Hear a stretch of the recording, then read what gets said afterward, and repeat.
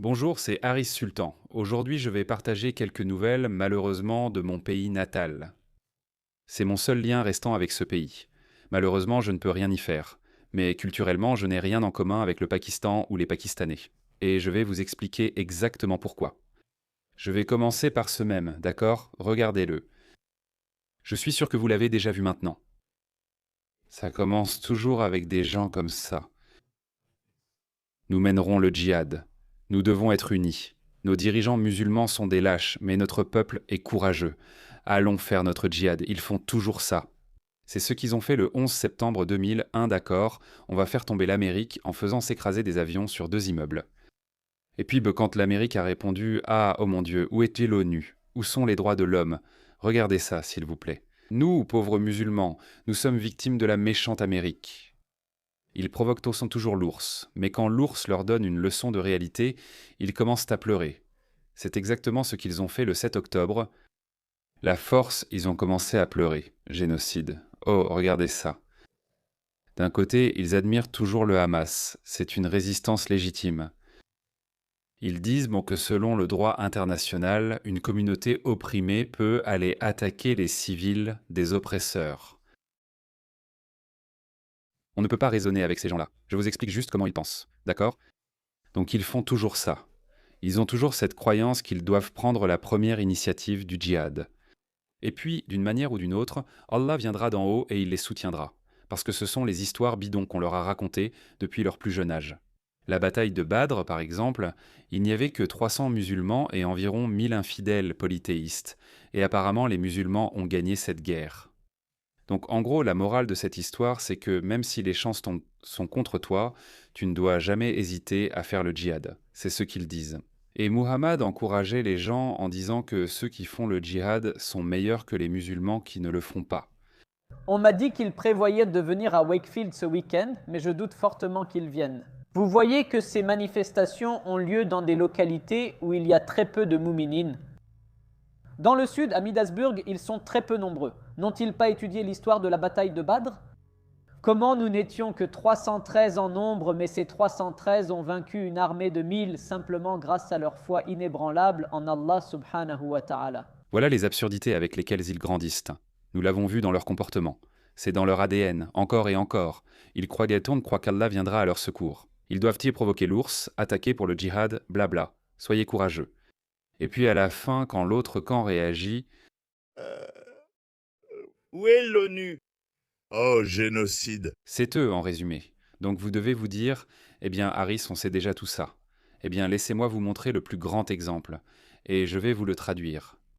Donc hier, je suis sûr que vous en avez entendu parler. Certains Pakistanais, je suppose que ce n'est pas la société pakistanaise dominante. Ce sont les chiites, qui ne représentent qu'environ 15% du Pakistan. Donc les chiites sont en colère parce que leur chef spirituel était Khamenei. N'est-ce pas ironique que le peuple iranien célèbre la mort de Khamenei? Pourtant, ces idiots au Pakistan et en Inde pleurent sa mort.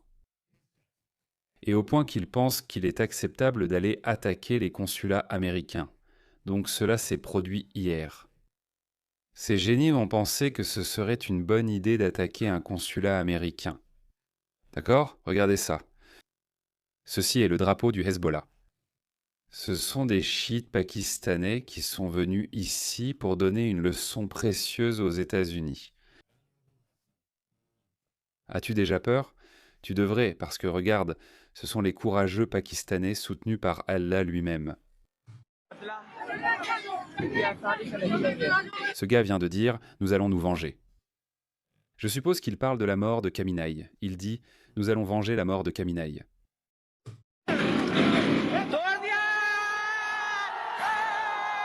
Il célèbre et dit « Ah, on a fini le jeu. Youpi ». Voilà ce qu'ils disent. Des idiots. Qu'ils viennent. Ça me rappelle cette scène du Seigneur des Anneaux, les 2 tours, quand j'ai oublié le nom du roi du Rohan, quand il dit qu'ils viennent.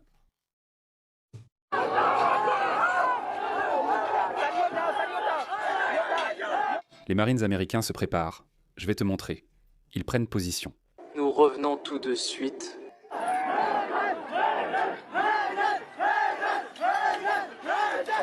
Je pense qu'ils disent Ya Hussein, qui était le neveu de Mahomet et le fils d'Ali. Donc les chiites ne s'en rendent pas compte. En fait, ils vénèrent Ali et Hussein plus qu'ils ne vénèrent Mahomet lui-même. Vous savez, quand vous voyez ces chiites se frapper eux-mêmes, cela s'appelle l'autoflagellation. Ils font cela parce qu'ils commémorent la mort de Hussein, le neveu de Mahomet, tué par Yazid qui l'a tué et a gardé le trône pour lui-même. Oui, l'histoire islamique est pleine de meurtres et d'esclavage sexuel.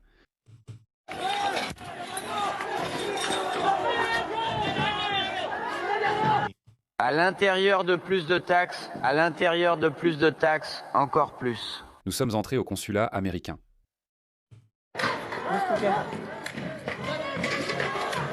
Nous revenons tout de suite. Ils ont dit la même chose. Nous sommes entrés dans le consulat américain.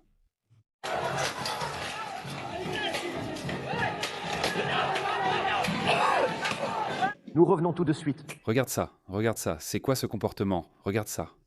Ils pensent qu'ils peuvent faire tomber la plus grande puissance économique et militaire de l'histoire de la planète en faisant ça. Je n'ai rien à voir avec ces gens, d'accord? Je n'ai rien à voir avec ces gens. Je ne suis pas comme eux. Je déteste ces clowns. Nous revenons tout de suite. Nous revenons. Nous avons passé la porte en 2 minutes et sommes entrés dans le consulat des États-Unis. Ils sont très confiants, pensant prendre bientôt le contrôle. Nous reviendrons.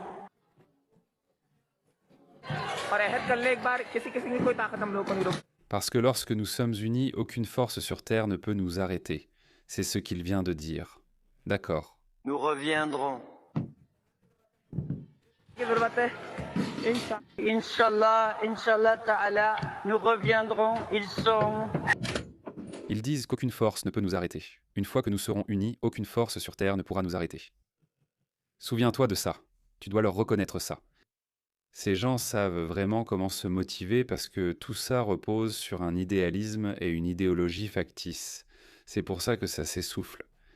Mais au moins jusqu'à ce moment-là, tu dois admirer leur courage. La raison, c'est que ces gens n'ont jamais vu une fusillade. Ils n'en ont jamais vu. Que penser de ces idiots? Ils croient ne pouvoir apporter des bâtons et des pierres à une fusillade.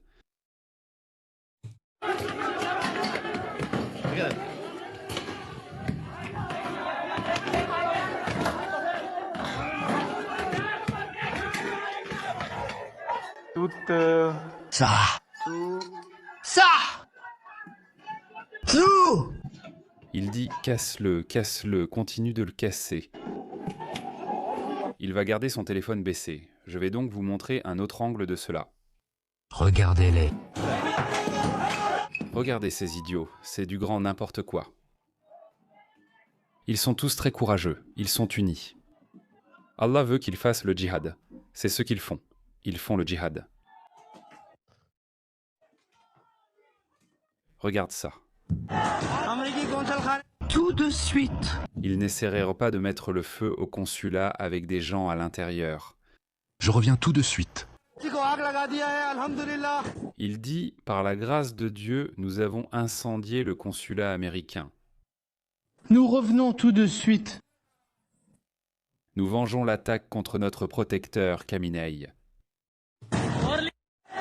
Alors, vous avez vu la passion? Vous avez vu le courage?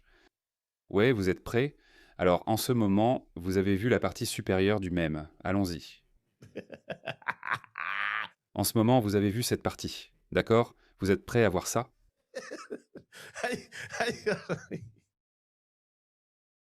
Oh mon Dieu, c'est tellement embarrassant pour eux. Oh mon Dieu. D'accord, vous êtes prêts pour ça? Allez, lançons ça, ça en vaut la peine. La toute première chose que ce gars va dire, c'est « Oh mon Dieu, les États-Unis ont attaqué. Nous sommes attaqués, les gens. » C'est ce qu'ils vont dire. Regardez ça. Donc, les vidéos précédentes que vous avez vues, ces gars étaient quelque part là-dedans et ils filmaient depuis cet endroit. Ce gars filme depuis ici. Je suppose que c'est arrivé juste après qu'ils ont tenté d'incendier le consulat américain. Regarde ça. Ce type est cela. Oh mon Dieu. L'Amérique est attaquée. Cours, cours.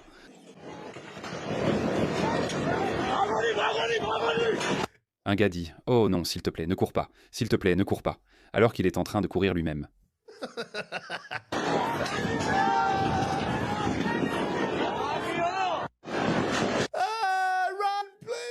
On pensait qu'on pouvait juste titiller l'ours et que l'ours ne dirait rien en retour. Oh merde, cours.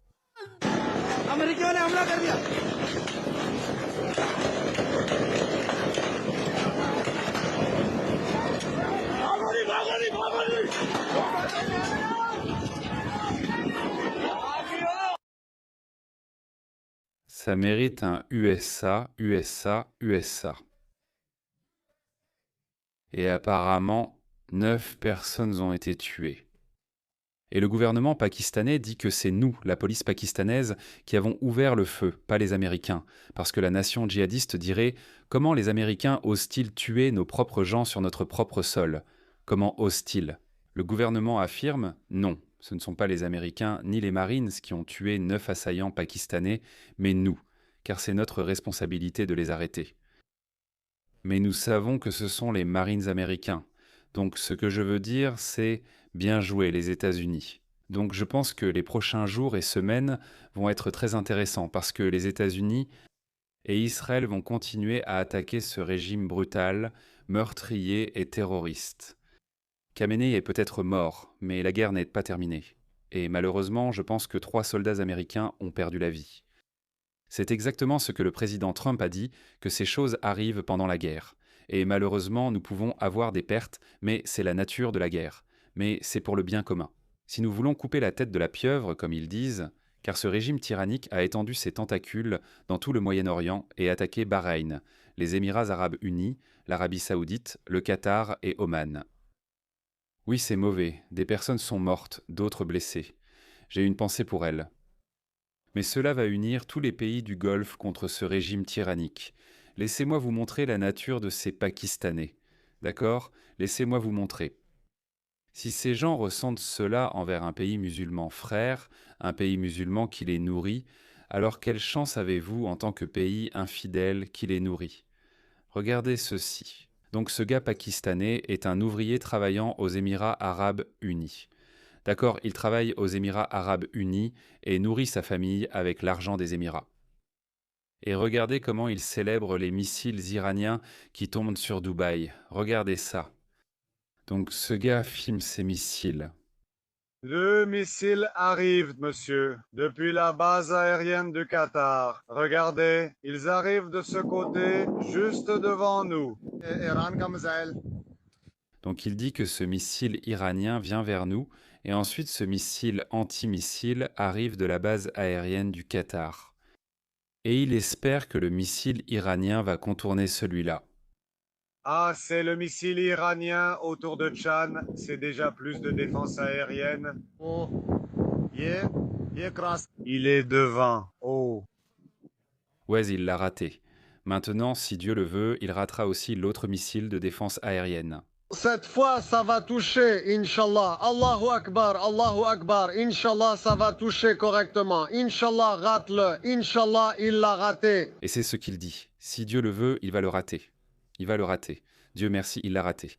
Et maintenant, il va tomber sur Dubaï. Allahu Akbar, il est allé droit au but. Allahu Akbar, Allahu Akbar. Allahu Akbar. Allah. Et il est en train de célébrer ça. Donc, si c'est ce qu'ils ressentent envers un pays musulman frère qui les nourrit, quel espoir peux-tu avoir avec ces gens-là quand tu es un pays infidèle ? Ces gens-là n'apprendront jamais.